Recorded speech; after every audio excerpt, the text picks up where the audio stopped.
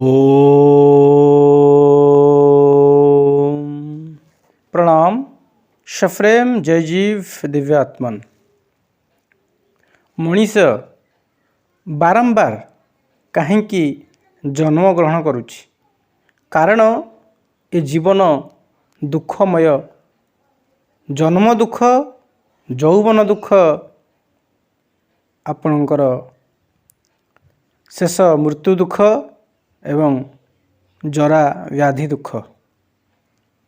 जन्मरू नवजात शिशु मातृगर्भे जो थाए सी भी एक संकुचित परिवेश भितर, संकुचित जरायु भितर नाही नथिबा दुख कष्ट पाई थाए। जितेबाला सी जन्म ग्रहण करे, भूमिष्ठ हुए, सेतेबाला से असहाय थाए, निसहाय थाए, से क्रंदन करुथाए। एभली भाव केते घात प्रतिघात सही से यौवन अवस्था उपनीत हुए। यौवनर कामिनी कांचनर मोह ताहाकू पुनश्च दुख दिए। केतेक व्यक्ति नवजुवक यही कामिनी कांचन मोहरे पतित होइकी निजर सारा जीवन को धूलिसात करती, भविष्यत को अंधार करती एवं समानंकर बाकी तक जीवन जेलर चारिकांत भितर आबद्ध हो जाए बा अनेकंक जीवन रे सुख शांति लोप पाई जाए। तापरे आपणकर से संसार करे, पिला छुआ स्त्री सबू तांकठारू आनंद पाइबा चेष्टा करे। शेषर से माने धोखा दियंती, अनेकांश धोखा दियंती, ताहाकू अणदेखा करती। जरा व्याधि समय रे उपयुक्त सेवा शुश्रूषा दियंती नहीं, सम्मान दियंती नहीं। से गोटे अलोड़ा जीव भाव घरर गोटे कणरे बसी थाए एवं शेषरे मृत्युर जो कष्ट जंत्रणा ताहा प्रायतः आममानंकर अनुभव अच्छी बा आमे देखिछंती। तेणु जदि आमे जीवन को पर्यवेक्षण करिबा, विश्लेषण करिबा, तो मनुष्य जीवनर जन्मरू जुई अनेक दुख कष्ट सी स्वीकार करि थाए। जो आनंद टिकक, खुशी टिकक पाइबा से चाहे, सी मरु मरीचिका भली दिन को दिन दूरे दूरे जाए। प्रकृत रे तार वास्तव स्वरूप को सी अनुभव करि पार नाही। जो सुख पाई से एते स्वप्न देखि थाए, से सुखर मुहूर्त बेसी समय रुहे नाही। अधिकांश समय रे से सुख दुखरे रूपांतरित होता है। समाज रे आपण देखिथिबे जेते सब संपर्क अच्छी, से संपर्क मूल रे स्वार्थ अच्छी एवं स्वार्थ रे टिके बाधा आसिले सबू हिंस्रक हो जाती बा प्रतिशोध परायण हो जाती, जहाँकि आम्भे माने अनुभव करिसेंती। तेणु एते सबू दुखे सत्वे मनीष कहीं बारंबार जन्म ग्रहण करती। कारण ये जन्म दुख, यौवन दुख, वार्धक्य दुख, मृत्यु दुख। तेणु शास्त्रकार कहती पुनरपि पुनरपि जननम, पुनरपि पुनरपि मरणम, पुनरपि पुनरपि मातृ जठरे शयनम। तेणु ये जीव बारंबार जन्म ग्रहण करुछि, मृत्युवरण करुछि, ता सहित पुनश्च मातृगर्भ को आसुछि, पुनश्च जीवन धारण करुछि। जदि जीवनटा दुखमय होता ताले से बारंबार कहीं आज्ञा जन्म ग्रहण करुछि? कौन यार भीतर रहस्य, कौन यार तत्व अच्छी? ये जो जीवन चक्र अच्छी, ये चक्र भितर कौ तत्व लुचिक अच्छी जाफल कि जिते दुख पाइले भी मनीष पुनश्च जीव पुनश्च मातृगर्भ को आसी जन्म ग्रहण करे। कारण भागवत आपणकर कहती ए जीव मरण निकटे चिंतई अन्य घटे।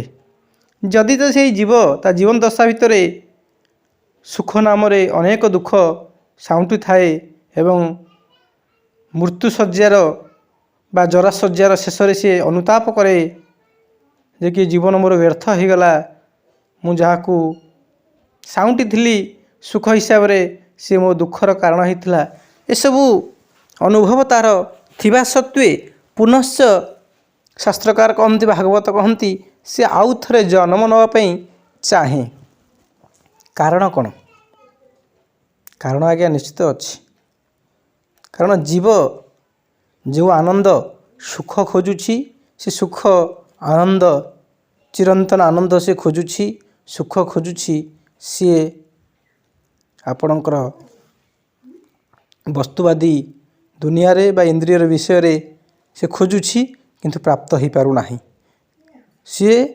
चिरंतन आनंद सुख रो अन्वेषण रे अछि तेणु जे पर्यंत ए जीव मनुष्य से चिरंतन आनंदर ठिकाना न लगे अनुभव न करी से पर्यंत सी जन्म ग्रहण करुथिबो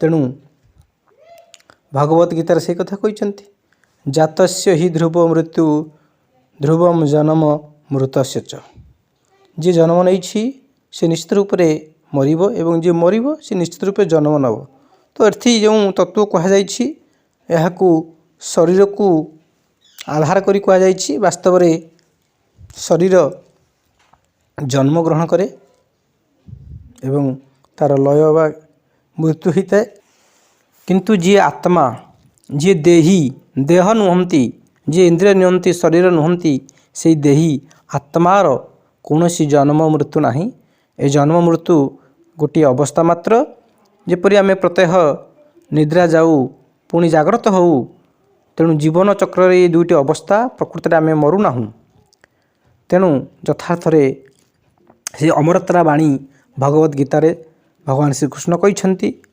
नैनम छिंदन्ति शस्त्राणि नैनम दहति पावक नैचैनम क्लेदयन्ते आपो न शोषयति मारुत जदिच ये शरीर आपणकर क्षयशील जन्म मृत्यु चक्र रे सीमित किंतु यही देह भितर जो देही तत्व अच्छी आत्मतत्व अच्छा चैतन्य तत्व अच्छा से अविनाशी ये शरीर विनाशशील अस्त्र अग्नि जल पवन यहाँ पर प्रभाव विस्तार करें क्षय क्षति करें किंतु देही रूप से जो आत्मा चैतन्य अच्छा ब्रह्म अच्छा जहाँकि प्रत्येक जीवर निजस्व निजर शुद्धतम स्वरूप से जीवतत्व आत्मतत्व को कौन से अस्त्र काटी पारे नहीं जल भिजई पारे नहीं पवन उड़े पारे नहीं बा अग्नि दहन करि पारे नहीं यह तो गला आपणकर भगवत गीतार भगवान श्रीकृष्ण कहते यह केवल बाणी हिसाब से ज्ञान हिसाब से ग्रहण कले हम ना यार अनुभव करिया पड़िबो जे पर्यंत अनुभव हैनी जेते शास्त्र ज्ञान अच्छी ताहा वृथा तेणु ये मनीष जेते दुख पाइले भी सी पुनर्बार मातृगर्भ को आसे यही मर शरीर को आसे यार कारण होछि से निजे ही चैतन्य सत्ता चिदानंद स्वरूप से निजानंद स्वरूप से निज स्वरूप रे सदा आनंदित मु आत्मा सदा आनंद देही मु बिनु अन्य गति नाही तेणु आत्मा होउछन्ति सदा आनंद सबु बेले आनंदित तत्व से देही तत्व से देह नुहंती किंतु सी जे देह नुहे सी इंद्रिय नुहे मन नुहे विषय नुहे से विचार नुहे सी चैतन्य से द्रष्टा से देही एहाकू जणैया पई जो व्यवस्था अच्छी ताहा एही मर्त्य जगत रे संभव बा जो आध्यात्मिक शिक्षा से प्राप्त करने चाहे निजर देह ज्ञान रु ऊर्ध्व को उठापी जो व्यवस्था अच्छी केवल यही मर्त्यमंडल ताहा संभव कारण मनीष जितेबाला मृत्युवरण करे से सूक्ष्म शरीर रे वास करे सूक्ष्म शरीर में कौन ज्ञान प्राप्त कर कौन विधिवत व्यवस्था ना तेणु ये मर शरीर रे बा मर्त्यमंडल जन्म ग्रहण करी जे पर्यंत से सद्गुरु ସଂସ୍ପର୍ଶରେ ଆସିନାହାନ୍ତି, ସତ୍ୟ ଜ୍ଞାନ ସଂସ୍ପର୍ଶରେ ଆସିନାହାନ୍ତି ବା ଆଧ୍ୟାତ୍ମିକ ବିଦ୍ୟା ସହିତ ଏକାତ୍ମ ହୋଇନାହାନ୍ତି, ସେ ପର୍ଯ୍ୟନ୍ତ ତା ଭିତରୁ ସେଇ ଦେହ ଭାବ ଯିବ ନାହିଁ। ନିଜକୁ ଯେଉଁ ଦେହ ମନ ଇନ୍ଦ୍ରିୟ ଭାବିଛି କେବେ ବି ଦୂରୀଭୂତ ହେବ ନାହିଁ। ତେଣୁ ଏଠି ସଦ୍ଗୁରୁଙ୍କର ନିଶ୍ଚିତ ରୂପରେ ଗୋଟିଏ ବିରାଟ ଭୂମିକା ଅଛି। ସଦ୍ଗୁରୁ ସେଇ ଯିଏକି ନିଜର ଦେହ ଭାବକୁ ତ୍ୟାଗ କରିଛନ୍ତି, ନିଜର ପ୍ରକୃତ ସତ୍ୟରେ ସିଏ ସତ୍ୟକୁ ଜାଣିଛନ୍ତି, ସତ୍ୟରେ ଉପନୀତ ହୋଇଛନ୍ତି ଏବଂ ସତ୍ୟର ପ୍ରତିଷ୍ଠା କରନ୍ତି। ଯେଉଁ ଜୀବ ନିଜର ଶିବ ସ୍ୱରୂପ ସହିତ ପରିଚିତ ହୋଇଯାଇଛି, ସିଏ ଜୀବରୁ ଶିବ ହୋଇଯାଏ, ପୂର୍ଣ୍ଣାନନ୍ଦ ତତ୍ତ୍ୱରେ ଉପସ୍ଥିତ ହୁଏ। ତେଣୁ ସଦ୍ଗୁରୁ ଯେ ସତ୍ର ଉପଦେଶ ଦିଅନ୍ତି ପ୍ରକୃତ ବାସ୍ତବିକ ସତ୍ୟ, ଯାହାକି ଅତୀତରେ ଥିଲା, ବର୍ତ୍ତମାନ ଅଛି, ଭବିଷ୍ୟତରେ ରହିବ ଗୋଟିଏ ରୂପରେ। ତେଣୁ ସେହି ତତ୍ତ୍ୱର ଯିଏ ଅନୁସନ୍ଧାନ କରନ୍ତି, ଯିଏ ଶିକ୍ଷା ଦିଅନ୍ତି, ସେ ହେଉଛନ୍ତି ସଦ୍ଗୁରୁ। ତେଣୁ ଆପଣଙ୍କର ଭାଗବତ କହିଲେ, ଏ ଜୀବ ସାଧୁ ସଙ୍ଗ ବିନୁ ଲଭି ନପାରେ ମୋର ତନୁ। ଯେଉଁ ଜୀବ ବାରମ୍ବାର ଜନ୍ମଗ୍ରହଣ କରୁଛି, ଧରାପୃଷ୍ଠରେ ମାତୃଗର୍ଭକୁ ଆସୁଛି, ଏତେ ଦୁଃଖ ଯାତନା ଥିବା ସତ୍ତ୍ୱେ କେବଳ ସେହି ନିଜର ସ୍ୱରୂପ ପ୍ରାପ୍ତି କରିବା ପାଇଁକି ସଦ୍ଗୁରୁଙ୍କ ମାଧ୍ୟମରେ, ସାଧନା ମାଧ୍ୟମରେ ଯେ ପର୍ଯ୍ୟନ୍ତ ସିଏ ନିଜର ନିଜାନନ୍ଦ ସ୍ୱରୂପର, ଚିଦାନନ୍ଦ ସ୍ୱରୂପର, ପରମାନନ୍ଦ ସ୍ୱରୂପର ଅନୁଭବ କରିନାହିଁ, ସେ ପର୍ଯ୍ୟନ୍ତ ସିଏ ଜନ୍ମଗ୍ରହଣ କରି ଚାଲିଥିବ, ଯେତେ ବାଧାବିଘ୍ନ ଆସୁ। କାରଣ ଜୀବର ସ୍ୱଭାବ ସେ ଆନନ୍ଦ ସ୍ୱରୂପ। ତେଣୁ ଏ ଜୀବ ସାଧୁ ସଙ୍ଗ ବିନୁ ଲଭି ନପାରେ ମୋର ତନୁ। ତେଣୁ ମୋର ତନୁ ଅର୍ଥ ସେହି ସଚ୍ଚିଦାନନ୍ଦ ତତ୍ତ୍ୱରେ ଉପନୀତ ହେବା। ଏଠି କୌଣସି ଦ୍ୱୈତ ଭାବ ନାହିଁ ଯେ କି ଆମେ ଭାବିବା ଏହି ବାଣୀରେ ଭଗବାନ ନିଜର ପ୍ରତ୍ୟେକ ଜୀବକୁ ଭଗବାନଙ୍କର ସ୍ୱରୂପ ପ୍ରାପ୍ତ କରିବା ପାଇଁ କହିଛନ୍ତି। ନୁହେଁ ଆଜ୍ଞା, ଏହା ପ୍ରତ୍ୟେକ ଭିତରେ ଯେଉଁ ଚୈତନ୍ୟ ଅଛନ୍ତି, ସେଇ ନିଜର ସ୍ୱରୂପ ହିଁ ସେଇ ପରମାନନ୍ଦ, ଶ୍ରେଷ୍ଠ ଆନନ୍ଦ। କାରଣ ଈଶ୍ୱରଙ୍କର ଅନ୍ୟ ନାମ ପରମାନନ୍ଦ। ପରମ ଅର୍ଥ ଶ୍ରେଷ୍ଠ, ଆନନ୍ଦ ଅର୍ଥ ସୁଖ ଦୁଃଖରୁ ରହିତ ଅବସ୍ଥା। ତେଣୁ ପରମ ଅବସ୍ଥା, ସୁଖ ଦୁଃଖରୁ ରହିତ ଅବସ୍ଥା, ଯେଉଁ ଆନନ୍ଦ ତତ୍ତ୍ୱ, ତାହାର କୌଣସି ରୂପରେଖ ନାହିଁ, ତାହା କେବଳ ଅନୁଭବଗଣ୍ୟ, ଅନୁଭବଜନିତ ବିଦ୍ୟା ବା ଅବସ୍ଥା, ତାକୁ ଅନୁଭବ କରିହେବ। ତେଣୁ ଯଥାର୍ଥରେ କୁହାଯାଏ, ବିନୁ ସତ୍ସଙ୍ଗ ବିବେକ ନା ହୁଏ। ତେଣୁ ସତ୍ସଙ୍ଗ, ସାଧୁସଙ୍ଗ ନିହାତି ଆବଶ୍ୟକ ମଣିଷ ଜୀବନରେ। ତା'ର ଜନ୍ମ ମୃତ୍ୟୁ ଚକ୍ରରୁ ଊର୍ଦ୍ଧ୍ୱକୁ ଉଠିବା ପାଇଁ ହେଲେ ସତ୍ସଙ୍ଗ, ସାଧୁସଙ୍ଗ ନିତ୍ୟାନ୍ତ ଆବଶ୍ୟକ। ଏବଂ ସଦ୍ଗୁରୁଙ୍କର ଉପଦେଶ, ସଦ୍ଗୁରୁଙ୍କର ସାଧନା ମାଧ୍ୟମରେ ହିଁ ଏ ଜୀବ ନିଜର ଅମର ସତ୍ତା, ନିଜର ଚିରନ୍ତନ ସତ୍ୟ ସ୍ୱରୂପକୁ ଜାଣିପାରିବ, ଯାହାଫଳରେ କି ସେ ସମସ୍ତ କାମନା ରହିତ ହୋଇକି ନିଜର ପରମାନନ୍ଦ ସ୍ୱରୂପରେ ଉପନୀତ ହେବେ। ଯେପରି ଆପଣଙ୍କର ଭଗବାନ ଗୌତମ ବୁଦ୍ଧ କହିଛନ୍ତି, ଏ ଜୀବନ ଦୁଃଖମୟ, ଦୁଃଖର କାମନା ହେଉଛି, ଦୁଃଖର କାରଣ ହେଉଛି କାମନା, କାମନାର ବିନାଶରେ ଦୁଃଖର ବିନାଶ। ତେଣୁ ମହାପୁରୁଷଙ୍କର, ଭଗବାନଙ୍କର ଏହି ଯେଉଁ କଥା ଦୁଇଟା ସ୍ପଷ୍ଟ ହେଉଛି ଯେ କି ଏ ଜୀବନ ଦୁଃଖମୟ। ପୁନଃ ସେ କହୁଛନ୍ତି, ଜୀବନ ସୁଖମୟ ହୋଇପାରିବ ଯଦି କାମନାର ବିନାଶ ମଣିଷ କରିପାରିବ। ତେଣୁ ସଦ୍ଗୁରୁଦେବ ସେଇ କଥା କହନ୍ତି ଅନ୍ୟ ଅର୍ଥରେ, ଯେ କି କାମନାର କାରଣରୁ ହିଁ ଦୁଃଖ ଭୋଗ କରେ, ତାହା ନୁହେଁ। ଅଜ୍ଞାନତା ହିଁ ଦୁଃଖର କାରଣ। ପ୍ରକୃତ ସତ୍କୁ ସତ୍ ରୂପରେ ନ ଜାଣିବା, ଅସତ୍ୟକୁ ସତ୍ ମାନିବା ଏବଂ ସତ୍କୁ ଅସତ୍ୟ ମାନିବା, ଏ ଯେଉଁ ଅଜ୍ଞାନତା ଅଛି, ପ୍ରକୃତ ଜ୍ଞାନ ନାହିଁ, ତାହା ହିଁ ଦୁଃଖର କାରଣ। ତେଣୁ ପ୍ରକୃତରେ ସାଧୁସଙ୍ଗ, ଯଦି ଆମେ ବିବେକୀ ହେବା, ଶ୍ରେୟ ପ୍ରେୟ, ନୀତି ଅନିତ୍ୟକୁ ବୁଝିପାରିବା, ସେତେବେଳେ ଆମେମାନେ ନିଜର ଚିରନ୍ତନ ସତ୍ୟ ସହିତ ପରିଚିତ ହୋଇପାରିବା ଏବଂ ଏହି ଜନ୍ମ ମୃତ୍ୟୁ ଚକ୍ରରୁ ଊର୍ଦ୍ଧ୍ୱକୁ ଉଠିପାରିବା। ନିଜର ଆତ୍ମଲୋକ, ସ୍ୱଲୋକରେ ଦୀର୍ଘକାଳୀନ ଅବସ୍ଥାରେ ରହିପାରିବା। ତେଣୁ ଜନ୍ମ ମୃତ୍ୟୁ ଭିତରେ ଗୋଟିଏ ସୂକ୍ଷ୍ମ ପାର୍ଥକ୍ୟ ରହେ, ଯେ କି ଏହି ପ୍ରାଣଶକ୍ତି ଶ୍ୱାସ ଥିବା ସମୟରେ ଯଦି କାମନା ପୂର୍ତ୍ତି ହୋଇଯାଉଛି, କାମନା ଲୋପ ହୋଇଯାଉଛି, ସମ୍ପୂର୍ଣ୍ଣ ହୋଇଯାଉଛି, ତାହେଲେ ତାହା ମୁକ୍ତି ପଦବାଚ୍ୟ। କିନ୍ତୁ ଅପୂର୍ଣ୍ଣ ଇଚ୍ଛା ଥିବା ସତ୍ତ୍ୱେ ଯଦି ପ୍ରାଣଶକ୍ତି ଚାଲି ଯାଉଛନ୍ତି, ପ୍ରାଣଶକ୍ତି ସମାପ୍ତ ହୋଇଯାଉଛନ୍ତି, ଇଚ୍ଛା ସମାପ୍ତ ହୋଇନି, ତାହା ମୃତ୍ୟୁ। ତେଣୁ ଜୀଇଁ ଥାଉଁ ଥାଉଁ ମରେ ଯିଏ, ମରିବାର ମଜା ପାଏ ସିଏ। ତେଣୁ ସଦ୍ଗୁରୁଦେବ ଶ୍ରୀ ମୁନି ମହାରାଜ ସେଇ ମରିବାର ବିଦ୍ୟା ଶିଖାଇଛନ୍ତି। ଜୀଇଁ ଥାଉଁ ଥାଉଁ କିଭଳି ଭାବରେ ଆମେ ଜୀବନ ମୁକ୍ତ ହୋଇପାରିବା, ମରଣକୁ ଜିତିପାରିବା, ମୃତ୍ୟୁ ପ୍ରତି ଯେଉଁ ଅଜ୍ଞାନତା ଅଛି, ଭୟ ଅଛି, ତାହାକୁ ଊର୍ଦ୍ଧ୍ୱକୁ ଉଠିପାରିବା ଏବଂ ଜନ୍ମ ମୃତ୍ୟୁ ଚକ୍ରରୁ ସମ୍ପୂର୍ଣ୍ଣ ରୂପରେ ନିଜକୁ ମୁକ୍ତ କରି ସ୍ୱାଧୀନ ଅନ୍ତଃକରଣ ବିଶିଷ୍ଟ ହୋଇ ନିଜ ଜୀବନକୁ ସୁଖୀ, ଆନନ୍ଦ, ତୃପ୍ତିରେ ରୂପାନ୍ତରିତ କରିବା।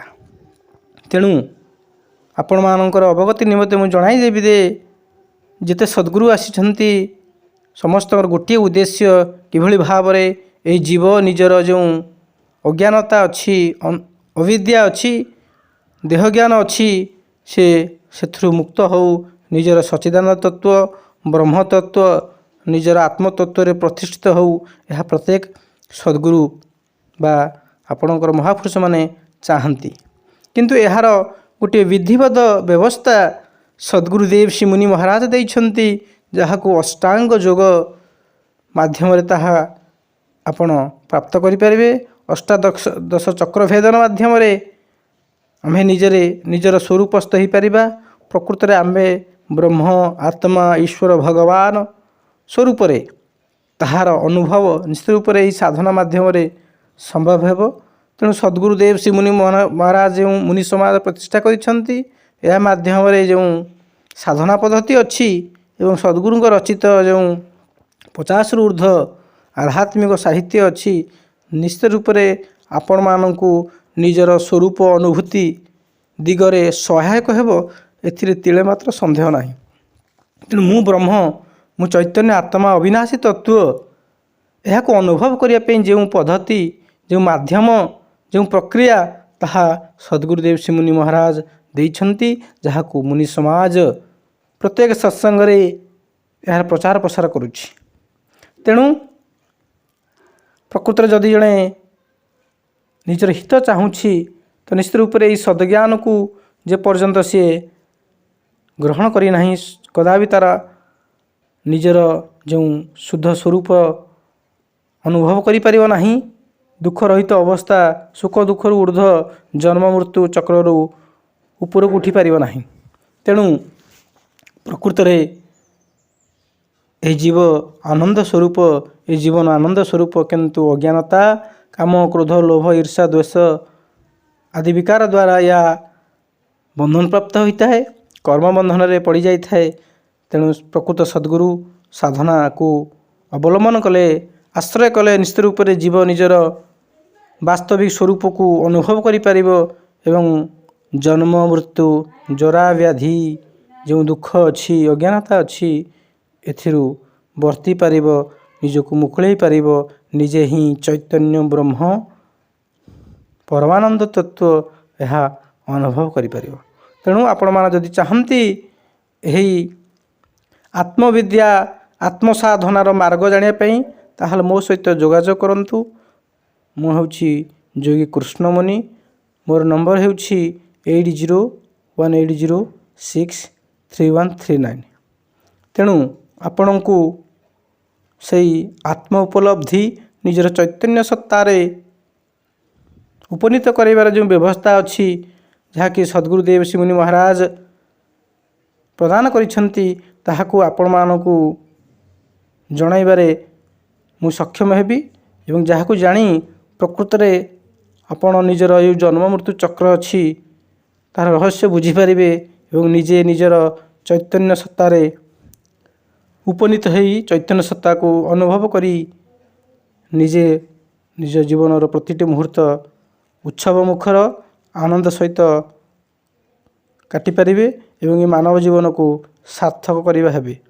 ତେଣୁ ଆପଣମାନଙ୍କର ସର୍ବାଙ୍ଗୀନ ଉନ୍ନତି କାମନା କରି ବାଣୀକି ଏଠି ବିଶ୍ରାମ ଦେଉଛି। ପ୍ରଣାମ ଆଜ୍ଞା। ପ୍ରେମ ଜୟ ଜୀବ।